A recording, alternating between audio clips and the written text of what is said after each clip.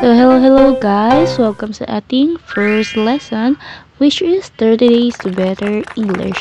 Ang first lesson natin ngayon ay about vocabulary. How to build your vocabulary. So, etong 30 Days to Better English na to, ay meron siyang vocabulary, pronunciation, spelling, and grammar. Ang target natin ngayon is vocabulary. So, sa susunod na yung iba. Tapos, sina-encourage ko pa rin kayo bumili ng book na yon dahil marami dong mga exercises and activities na pwede nyo pag-aralan, and then meron na rin dong mga sagot na. So, let's dive into it.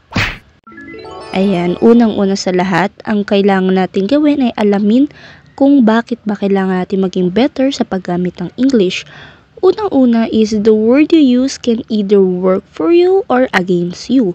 It means na it's either hangaan tayo sa binibitawan natin salita or i-bash tayo dahil mali yung pagkakabanggit natin or yung paggamit natin. Pangalawa is this is the kind of person I am. So, yung pagsasalita natin is may impact sa atin kung anong klaseng tao ba tayo or nag-e-effort ba tayo mag-aral, nag-e-effort ba tayo lumawak yung vocabulary natin, or ito lang yung alam natin. Alam nyo ba na meron ding pag-aaral kung saan ang mga successful na tao may isang karakteristik. Ayun ay ang pagkakaroon ng extensive vocabulary. Better chance of success din ang mga may extensive vocabulary dahil sila yung palaging mas napopromote and mas malaki ang sweldo. Meron ding personal satisfaction and self-fulfillment kapag naging better ka sa English dahil tataas din ang iyong self-confidence.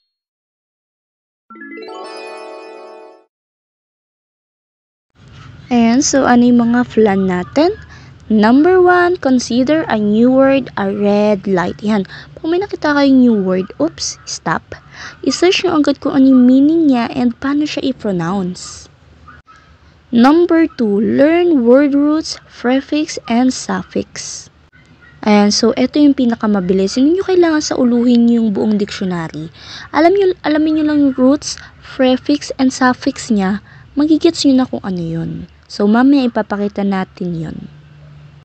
And number 3 is use vocabulary apps or mga test. Kailangan natin i-test yung knowledge natin kung meron na ba tayong improvement. Ayan, ito yung isang example ng question for the vocabulary test. In Feng Shui, having a water feature in front of the house is considered auspicious. So, ano ibig sabihin yan? Red light yan. Kailangan nating huminto. At isearch yung pronunciation niya and yung meaning niya. So, ito din. Alamin nyo lang yung an. Pag nakakita kayo ng a or an without or not, ibig sabihin yan. Ibig sabihin yan asexual. Not asexual. Yan, ganyan. Makakatulong siya kahit hindi nyo alam yung word na yun, alamin nyo lang yung prefix niya, yung root niya, malalaman nyo na kung ano yung possible na word nun. Ayan, meron tayong another example, full. Pag nabasa niyan, ibig sabihin yan full of. Kaya ang example ng joyful, full of joy. Next is less, or ibig sabihin without. Kaya pag sinabing hopeless, wala nang hope. Ayan, so ang next natin is play word games. Number 5 is synonyms and antonyms. And number 3, replace 3 simple words with higher level synonyms. It means na yung mga dati nating alam na words is kailangan na natin i-replace para tumatak na sa atin yung new words natin. Halimbawa is niyan is ang galing niya naman magsalita or napaka-extensive ng vocabulary niya. Pwede natin sabihin na eloquent. Napaka-eloquent mo naman. Napaka-eloquent ng pagkakasalita mo.